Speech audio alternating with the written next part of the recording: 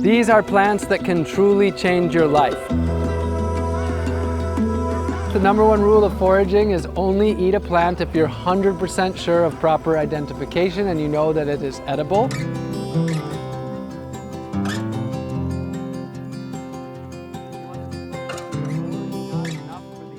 Welcome, dear friends, to this plant walk here in Santa Cruz. Thank you for having me here. It's a joy to connect with you all. One of the key aspects of foraging is building community around foraging and making more friends who want to do this as well. So what we're going to do is we're going to go around in a circle and just share our name, so that way we get to see each other, connect with each other, and then we can connect more afterwards in the community time. Bo, Saz, Elise, Cindy, Annabelle, Cindy, Caroline, Kate. Right now I'm immersed in a year of foraging 100% of my food and medicine, down to the salt, the oil, the spices, the fat, the calories, the proteins, the fruits, you name it. This is my pantry right here that shows many of the different foods that I'm eating. So my objective today is to introduce you to the plants that are growing freely and abundantly all around us, many of which we've walked past, we might even know, but have never realized that it's food and medicine, or how to work with that. This is very much a foraging walk for beginners. How many of you would consider yourself a beginner forager? All right, so we're in the right place. I'm going to share with you some of the, how to identify these plants, how to know that this is the plant that you want to harvest. One note on that though is that I'm not a plant identification teacher. I'm an introducer. I'm going to introduce you to many of my friends, the plants, so you know that they're here and you can come back. I'm also going to introduce you to these books, which are California foraging books that will help you with the more detailed identification. A lot of the plants though that I'm going to share with you today are plants that once you see them, you know them. You don't need to be able to describe exactly how to identify them to know that this is wild radish, for example. I'm also going to talk about the sustainability of foraging. I would imagine just about every one of us here wants to harvest in a way where we're doing no unnecessary harm to the plants, to the animals that share this space, and to our fellow humanity that we share this space with. This is, in a sense, about taking. Like, we are here to harvest food and take it with us. But we are looking to harvest in a way where we are not only neutral, but where our lives and our interaction with these plants actually enriches this space. Also, safely. Of course, we all want to walk away from here without a stomachache or without dying.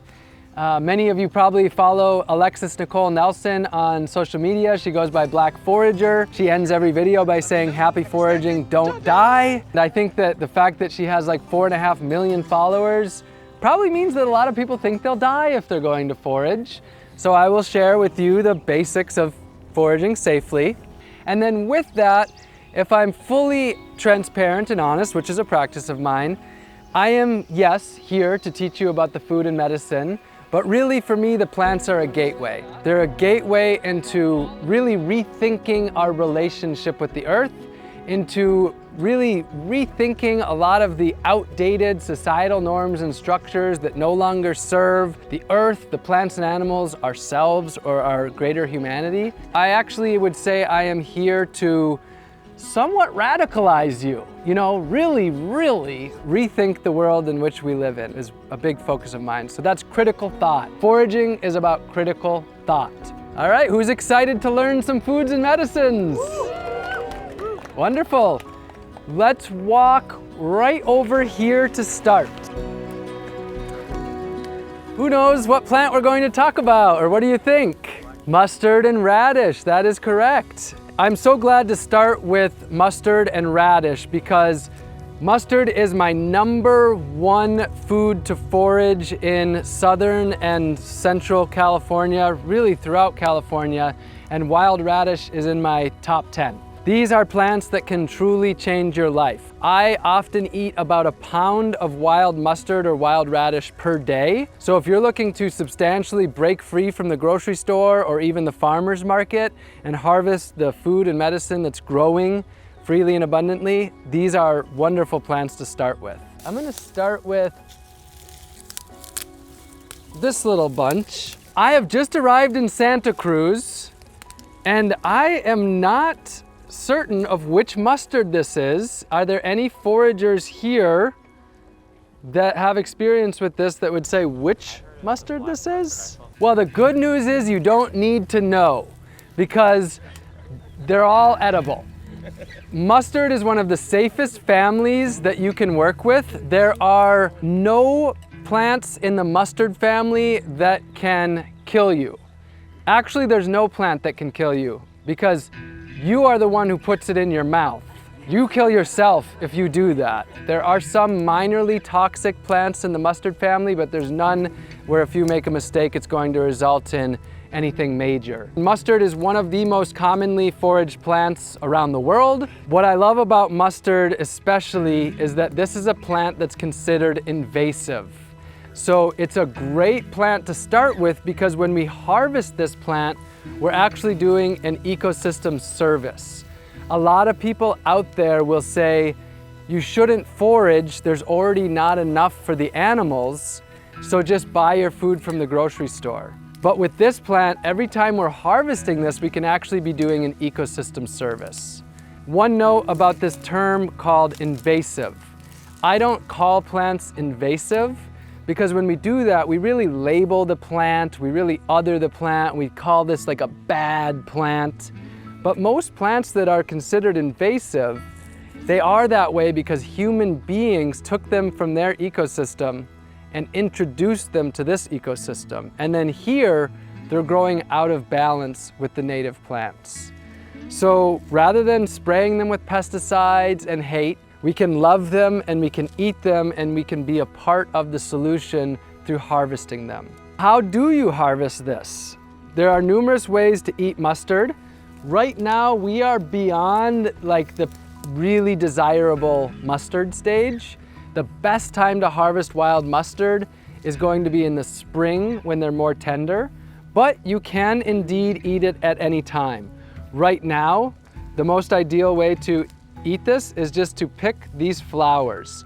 Take these flowers and you can put them directly into your mouth and eat them just like that. That's a nice trailside nibble. That's a nice snack.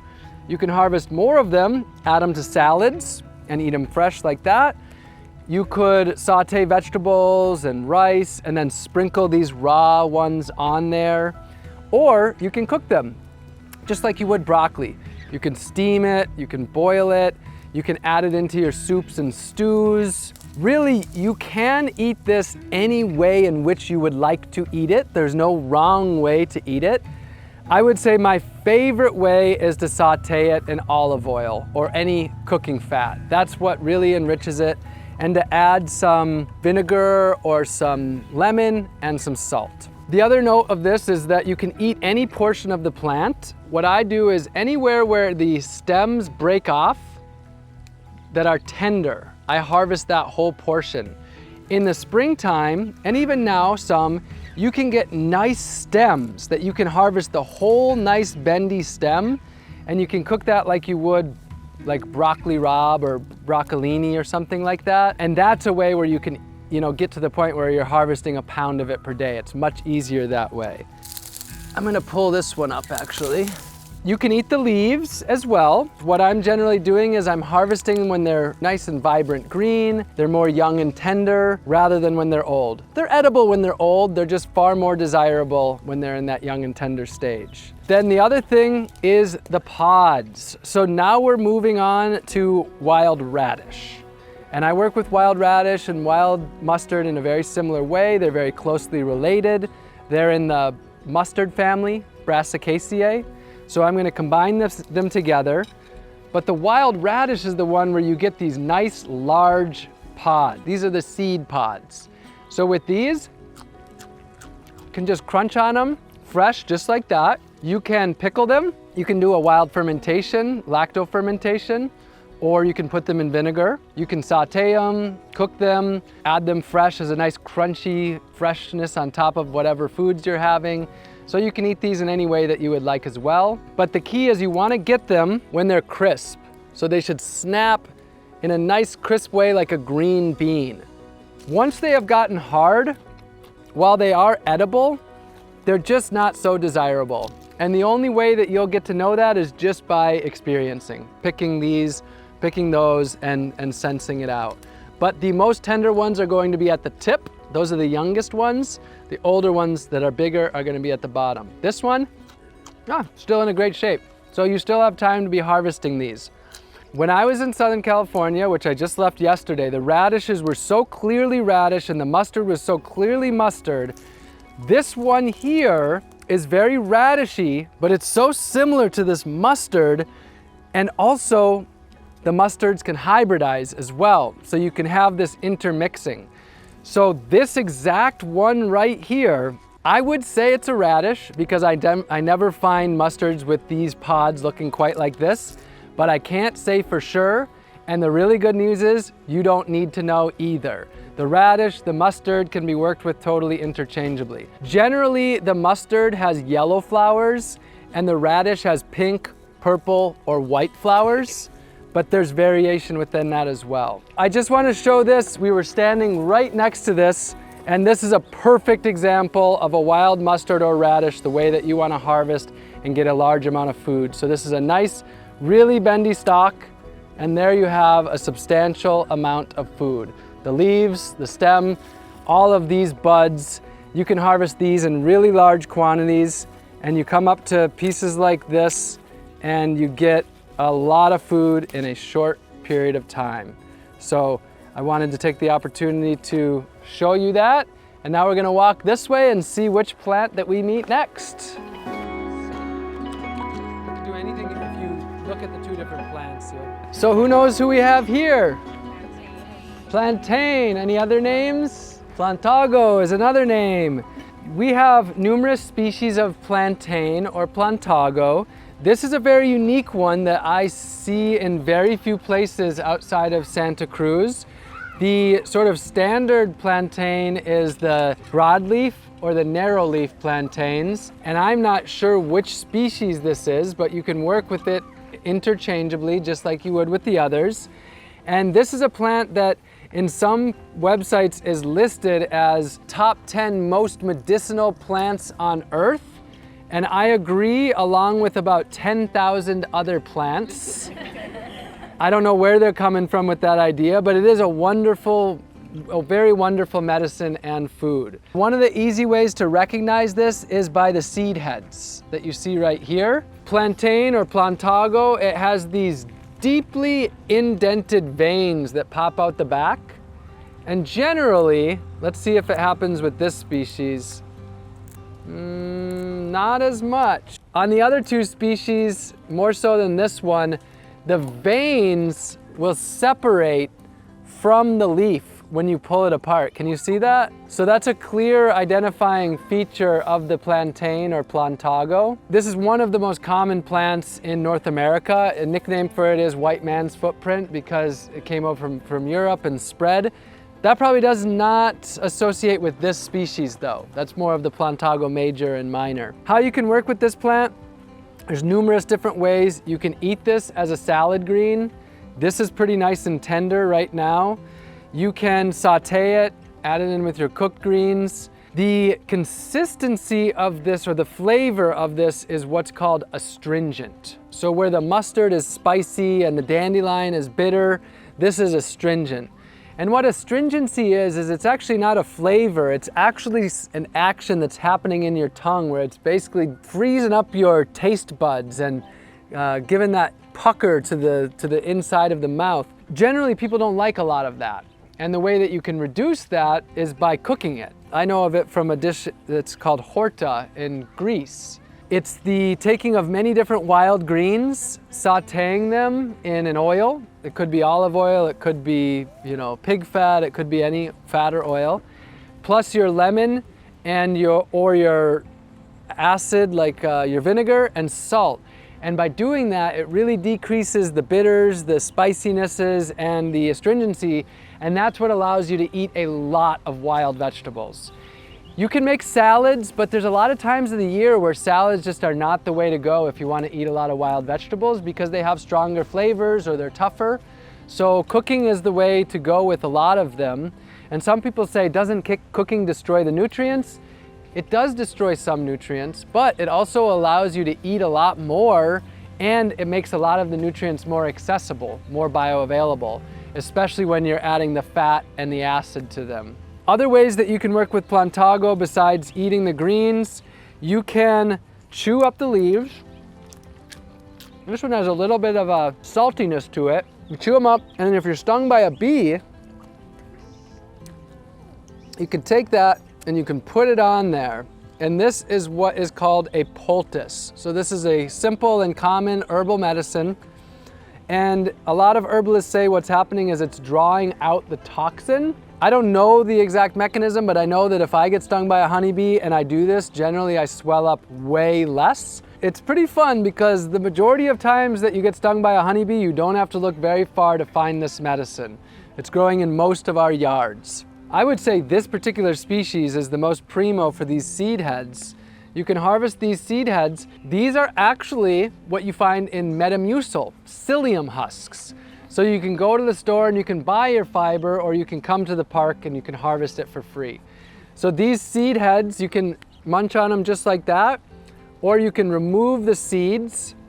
You can fry these and add them on top of a salad as something kind of crunchy, eat them just like that, and they're a wonderful fiber. Those are the main ways that I work with Plantain or Plantago. That's a little introduction to this plant that you'll find growing in every state across the United States. So wherever you're traveling, you can find Plantago. Questions about Plantago? Very good, but at a glance, I can't really tell you for sure which it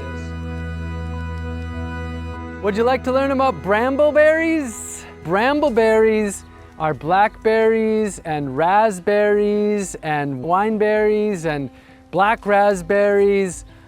There's about a dozen different species of brambleberries that I know, and a lot of people, they don't call it foraging, they just call it eating berries. It's one of the few relationships that has really not been lost even by a lot of US American society. And the reason why is because all of the brambleberries are edible. If you find what looks like a blackberry or a raspberry, but it's orange, for example, that's edible. Now I want to give a little bit more to that. I said looks like. It depends on how close that you're paying attention. I'm talking about basically the equivalent of a blackberry or raspberry, which is a fruit with many fruitlets. Because there are, for example, there is a plant that some people could confuse with it in this area, which is the lantana. Has that really interesting smell. It has the orange and yellow flowers.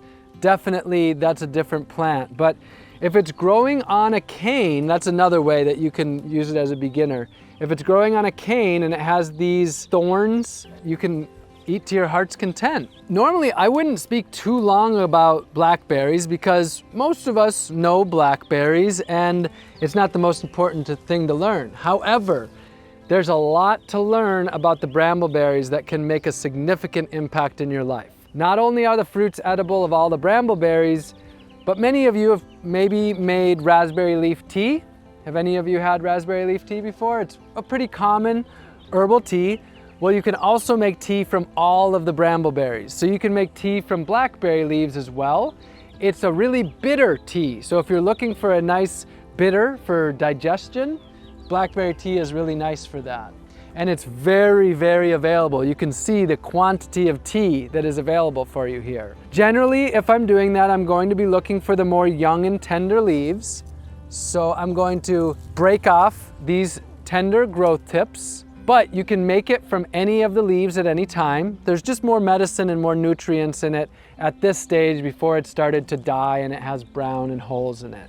And to make tea from this, what I do is I just bring water up to a boil, steep this in that water for anywhere from 3 to 15 minutes. The longer you steep it, the more bitter that it's going to be. Most of us are probably going to like just a few minutes, and try that out to start. The flower petals are edible of all the brambleberries, and they're nice to add to ice cream and things like that. They have their own floral bitterness that I enjoy, and you can add that in with your teas as well. Probably my favorite thing, which I got myself a little bit stuck in here as far as accessing that plant right there. Would someone like to see if they could pick that plant for me? So put your finger on there.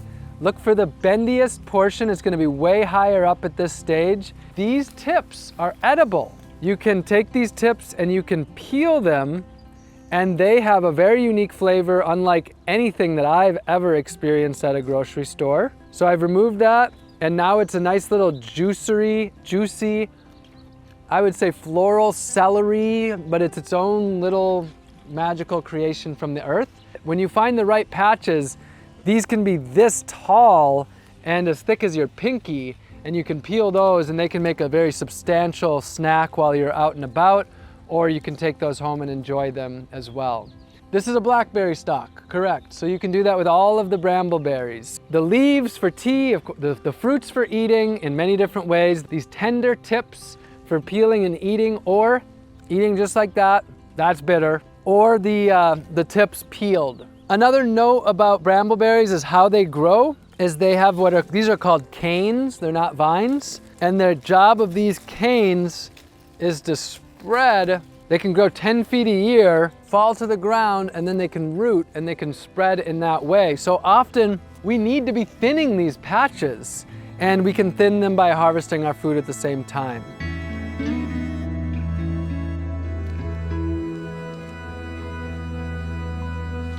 Who knows who we have here? Dock.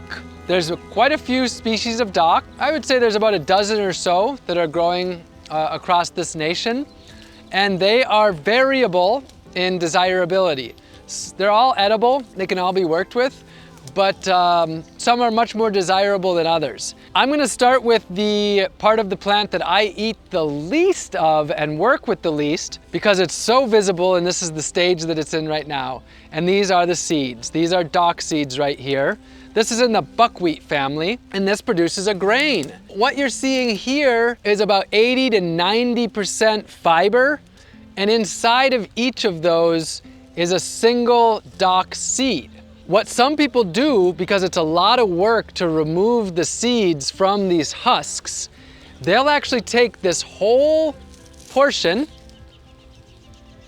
so like harvest like that, and we have all of this dock seed, remove these little leaves, stick this into a high-powered blender, and you have dock flour. And you can add that into your baked goods just like that. If you are looking to add fiber to your diet, then this is an excellent way to do that. Most foragers, we don't have an issue with not enough fiber, we have an issue with too much fiber. Because a lot of the foods at the grocery store have been bred for many years to reduce the fiber, to make them more palatable. But that's not the case in the wild. We have to actually remove fiber. So I'm not a huge fan of this because that's such a high quantity of fiber to be putting through my digestive system. However, I just finally made this for the first time this year, and I'm adding it in with my acorn flour and my wild yam flour, and I am enjoying it, and I'm very grateful for it. What some people do though is they leave them whole like this, and they make crackers and include these in the crackers, and it just fluffs up the crackers. So if you're looking for crackers that are not highly calorically dense or nutritionally dense, but are nice and crackery, I think these are a wonderful ingredient for them. The other thing that you can do, this is the stage when the seeds are dry. That's when they're gonna be ready for harvesting mature seeds. This green seed head, this is not ready yet for harvesting mature seeds. So this is the stage you want, and what you can do is you can rub this, and what I would do is I'd put this into a pillowcase and kind of dance on it to remove as much of the husk from the seed as possible. And then what you can do, it's called winnowing. So winnowing is using the wind or the motion of the air to separate the lighter portion, which is this, what we call the chaff, this outer fiber, from the seed. And then what you can do, the modern way of doing it, is you take one bucket and you pour the contents into another bucket in front of a fan. So the fan blows away the chaff and the seeds fall into the bucket. And that's the way that you can get a lot of seed, so that you can have just the seed and not all the fiber. You can do that with many plants in California. That was one of the key things that many indigenous people did, because a lot of indigenous people in California have traditionally eaten a lot of the wild grains that grow here. So winnowing is a wonderful skill to have. You can do it in a more natural way by picking a windy day and having just a winnowing tray or a shallow bowl, and you just snap down. People think you go up, but it's more you snap down so that the contents are in the air for a second and then they blow away that chaff. These are some decent sized little seeds in here. You can see a few of them there. They're an interesting pyramid type shape, being in the buckwheat family. Now you can see dock all over back here, dock expanding back here, and in some parts of this region you'll see dock as one of the dominant plants in the field, so it's very abundant. Moving on to the leaves, this is not the stage when you'd be harvesting the leaves. So here we have dock at a different stage. You saw dock with the big seeds like this, and now here's some dock at the younger stage. This is the stage in which I would be eating the greens. And what I'm looking for especially are the central portions that are slimy. So there's some sliminess in here.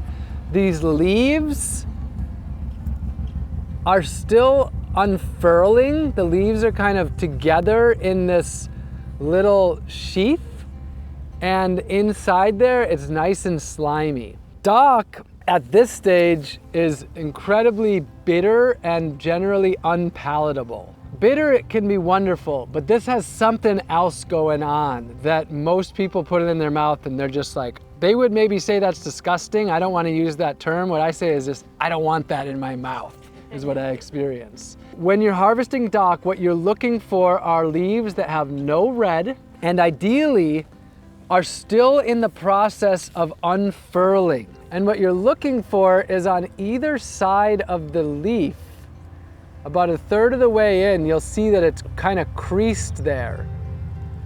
That's where it's still unfurling. So this is what we're looking for. Pure green, there's a tiny bit of red, pure green and young. So let's give this a taste. Very pleasant, enjoyable. It has oxalic acid or oxalates in it, which gives it a sourness. Like your oxalis or wood sorrel, that sourness comes from the oxalates or oxalic acid. Now, a note on that, those oxalates, for some people, there's the ability that those can result in kidney stones, is a belief. So some people want to avoid taking in too many oxalates, which includes domesticated foods like spinach, for example. The way to reduce oxalates is to cook them. So I mostly eat my dock cooked, not raw. When the season is right and the conditions are right, I will eat 3 pounds of dock in a week or so. It's a very staple vegetable for me. If you're concerned about oxalates, you have to decide your own relationship and experience with it, but that's my relationship with it. Generally, I like to boil it for a couple minutes, or just blanch it or saute it, working with it in different ways. There's about maybe a dozen or so species of dock. Some have much more desirable leaves for eating than others. There's some that produce really large leaves that stay tender for a long period of time, and then there's others that produce small leaves that are generally bitter. The other thing, of course, that I mentioned is you can harvest these nice stalks, and this whole portion you can cook up as a nice vegetable. So I'll steam these, saute these, add them to soups and stews, etc. Lastly, the roots. The roots of dock are very bitter. You can make a medicine from them. I make tea with them, a very bitter tea. I like to use maple syrup or honey to kind of decrease that bitterness, and I really enjoy that medicine. The roots are wonderful to work with for that, and it's a liver tonic, and I'm also told that it is helpful in absorption of iron and delivering iron.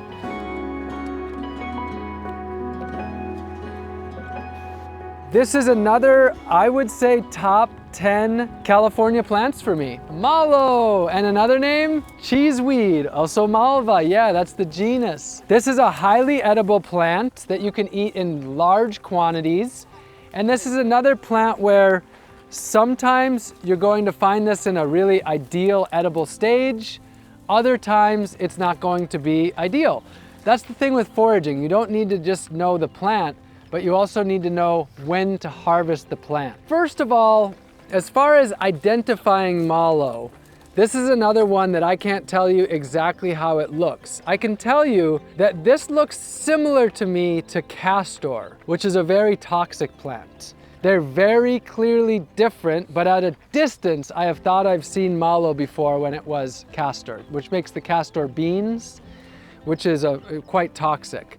But mallow is a super common, what we call weed, that you'll find growing in front yards, backyards, schoolyards, churchyards, the scrappy lawns between the street and the sidewalk, and so on. And here we have it growing in this very high up stage, like it's probably what, about 2.5 feet tall here. What I'm going to harvest at this stage is these tender tips. So where it breaks off easily, just like we were talking about with the radish and the mustard. And this entire tip I will eat. So I will eat the stalk, the stem, these leaves, the seeds when they're green and immature, and these flowers. So that entire portion is edible. And also, once the seeds have matured and they've turned into that black or really dark brown color and they're dry, those are also edible as well. I don't have any experience with them besides just nibbling on some of them, but those are more eaten like a grain. I'll take this as an opportunity to introduce Foraging California. I would say this is my #1 book for foraging in California. So use, he says, leaves raw, cooked, or dried for tea. The cheeses, the reason this is called cheeseweed is that the little seeds look like cheese wheels. Yeah, this one's on the smaller side, but I can peel this back.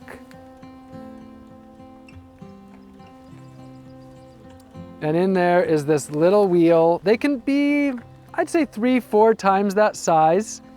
And then they're really nice. If you could get like a whole handful of those to eat at once, I think you might find enlightenment. It's pretty wonderful. I haven't done it yet. Also, the seeds cooked and eaten like rice is how he describes it. Then a note he says in here is, I remember when I was still in high school trying to learn about mallow. I'd read about it in one of Yule Gibbons' books, and he implied that it grew in California, but I was pretty certain I'd never seen it. Then one day my friend Drew told me that he'd discovered some in Pasadena, and we biked across town to a vacant lot next to the 210 freeway. The entire lot was covered in these green mounds that were about 2 feet high by maybe 3 feet across, some rows even taller. As we approached, I realized that I'd seen the plant practically everywhere, but I didn't know it was mallow.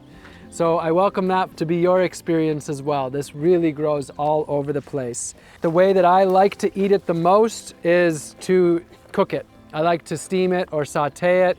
It's a little bit more of a tougher vegetable at times, but I like to eat it raw too. And what I've really started to like to do is take these, that stalk's a little bit on the harder side. I like to take these stalks. Okay, that's a little on the harder side. Let me try this one. Yeah, instant mucilaginous quality, like okra. It's a nice, like, throat coat. So if you're out and you're eating too many, sort of spicy or pokey things, mallow is a really nice one because it's got that mucilaginous throat coat quality to it. It never gets bitter or sour or astringent. It always stays the mild mallow. Even in the heat of summer, you can eat this. And if you're looking for this mallow in the heat of summer, where do you think you'd find mallow that's tender in the summertime? Shade. Shade, exactly. So if you are looking in shady areas, you'll sometimes see mallows that are this tall, tender as can be.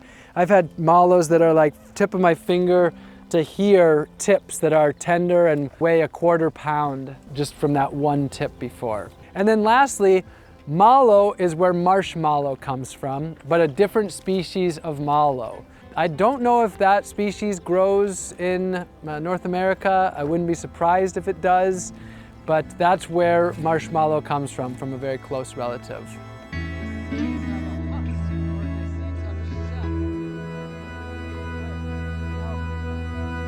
Here we have, does anyone know? Dandelion. Oh, I'm glad that we're talking about this, because this is not dandelion. Sow thistle. Sow thistle is a great one to talk about because so many people tell me that they see dandelion everywhere.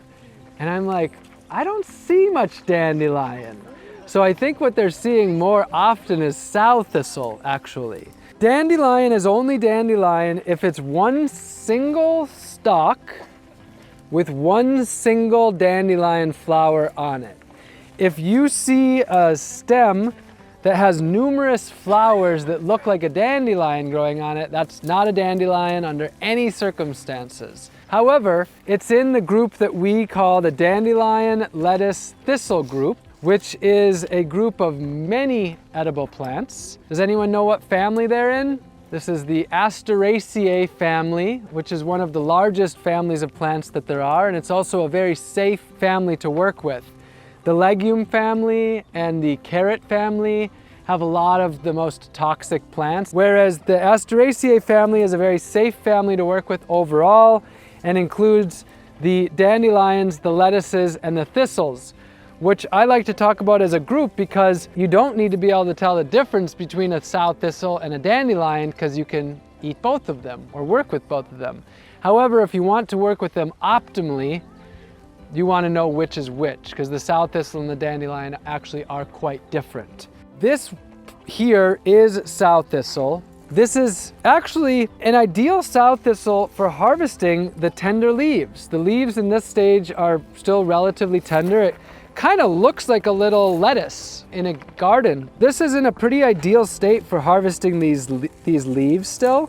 So I'm harvesting these nice, intact, more young leaves. But what I do mostly with sow thistle is this will put out these shoots that can be often really tender. They can be, you know, like this big, and that whole portion can be tender, and I'll eat those shoots. What do you think the flavor of sow thistle is? Bitter. Bitter. Yep, dandelions are bitter, sow thistles are bitter. The lettuces, the wild lettuces are bitter. If it's sour or it's spicy, you do not have any of these. They also generally have a milky sap. They're not always super milky, but generally they have a milky latex. I eat a lot of sow thistle, those stalks, and I'll just eat them fresh. They're nice and bitter. For some people, that's too much. So there's a few ways that you can reduce bitterness. I mentioned you can cook it, as we talked about making Horta. Another thing that you can do is you can dehydrate your greens, turn them into a green powder, and then use that as a supplement in your smoothies and your soups and such. But my favorite way of reducing bitterness is come out and eat sow thistle every day for 10 days, and at the end of 10 days, they'll just be less bitter because your palate will be adjusted to it. As you become adjusted to bitterness, it becomes less bitter and you actually start to crave bitterness. Anyone here crave bitterness from plants, not from humans? A few? Okay, so more of you will start to crave it as you start to take in more of the bitters. This will have yellow flowers that look dandelion-ish when it's in that stage. This is, as I said, sow thistle. All of the thistles are edible. This is the one that is the least really pokey of the thistle. Like I can take these sow thistle leaves, put them directly into my mouth. Most of the thistles, you have to remove that. You can basically cut off the leaves to eat just the center mid-vein. Or on many of these, you can cut the stem, peel it, and eat that like you would a celery. And you can get pretty large pieces sometimes. I'm not really a juicer. However, if I was juicing my greens, I would definitely put some of this in there. It's nice and juicy, and it would add some good medicine to any of your garden greens. So while we're talking about this, I'll mention dandelion. The entire dandelion is edible. The flower, the stems, the leaves, and the roots. You can work with them in dozens of different ways. I like to just enjoy the flowers of the sow thistle as well, just enjoy the flowers, add them into salads. I like to dehydrate them whole and then add them into teas later, especially like in the winter. I love seeing them in the cup. You can dig up the roots and you can roast them, and that's what people call a coffee substitute, which was drinking in many of the Western European countries prior to coffee being there. And I love roasted dandelion root tea. I do dandelion, chicory, and burdock as 3 of my roots. Not dock. Dock roots are super bitter, which we'll talk about over there, but burdock. One last thing, lettuces. A lot of the lettuces, we have the prickly lettuce here in coastal California, look pretty similar. Once you get to know them, you'll be able to clearly tell the difference between a prickly lettuce and a sow thistle, but if you can't tell the difference, it's okay. Prickly lettuce tends to be much more bitter, and I work with the lettuce more medicinally. Some of the wild lettuces are worked with as a mild sedative, and there's actually one that you're not recommended to drive after taking it because it's actually quite strong.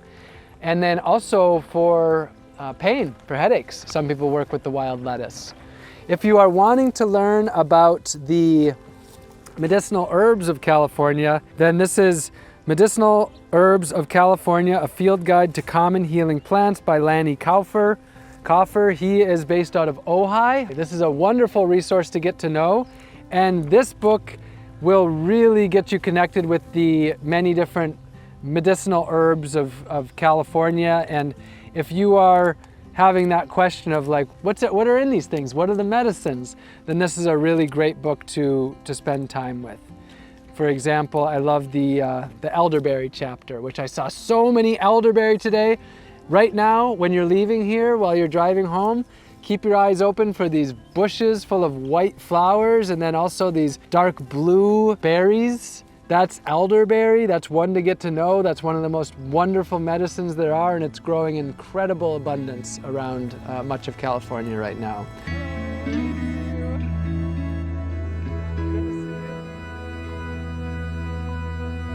This is in the same group as dandelion, thistle, and lettuce. This is also something that people might think is a dandelion sometimes. This is Salsify. I don't have a lot of experience with Salsify. I've only eaten it a handful of times, and I've probably never had this particular species. But what I do with Salsify, it has these nice tips.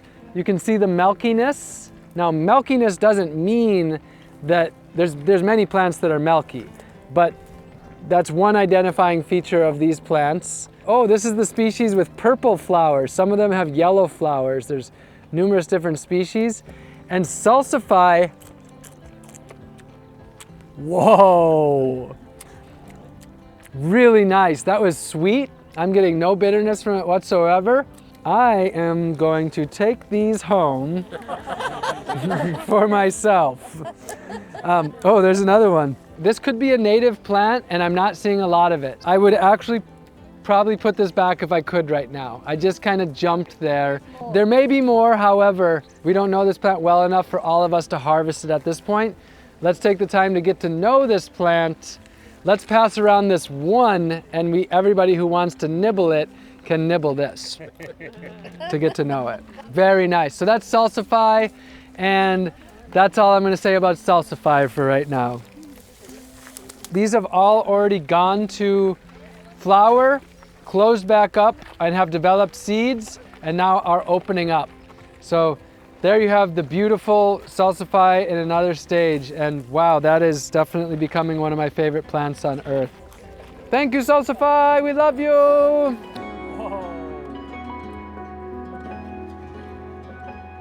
This to me very much looks like a vetch. Vetches are in what plant family? Yeah, the legume family, Fabaceae. And this is one of the more toxic families. So if you come across peas or beans in the wild, never assume that they are edible. The majority of them have toxic alkaloids that can do real damage to your kidneys, to your liver. Some of them are edible. Some of them have been staple foods for people around the world. but this is a family that you have to really know. I've eaten numerous vetches, and some are considered highly edible. Some vetches are toxic. I don't know this vetch, so it's not one that I would work with. I'm going to guess that it's probably toxic because I think the majority of them are, and that's the safe bet. Of course, the number one rule of foraging is only eat a plant if you're 100% sure of proper identification and you know that it is edible, and especially when you're working in the legume family or the carrot family. So this was just a small note because we were walking past it. And while we're on this small note, what are all these seed heads? Plantain. I mean, look at all this plantain. And this is, some of this is in the older stage. You can see that it's started to turn brown and gotten a little drier as well.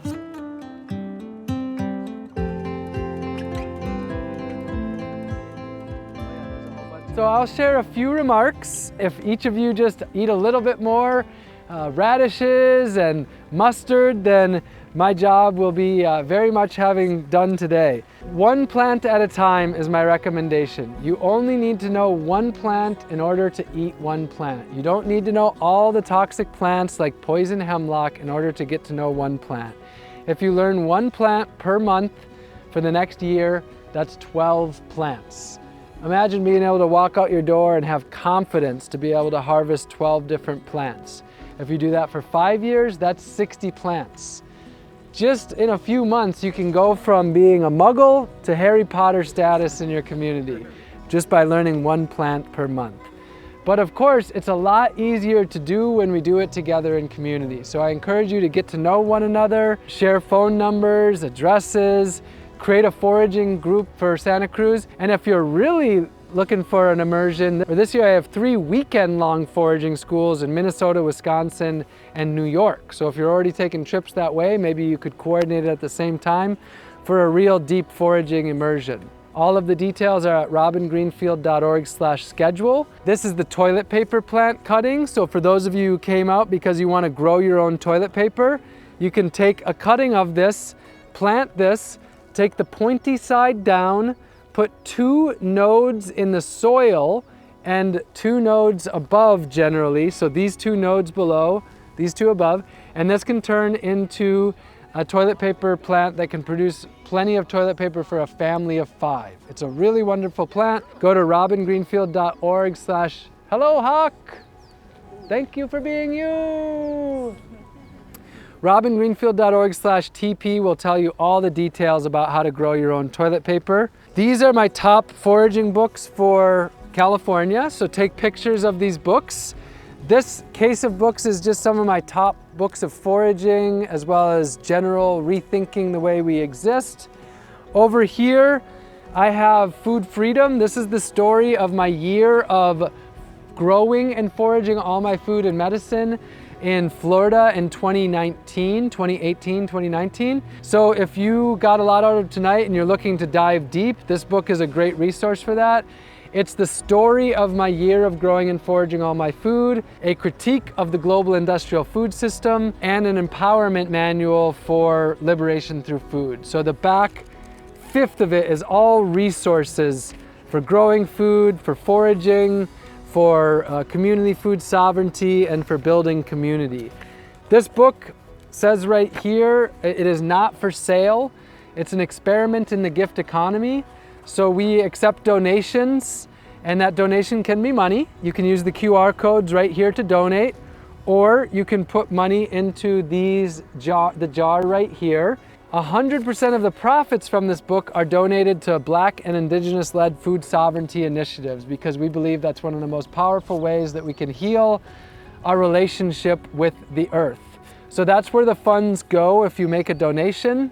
Just to give you an idea, the books end up costing us about $4 or $5 a piece. We practice complete transparency. All of the information is on our website.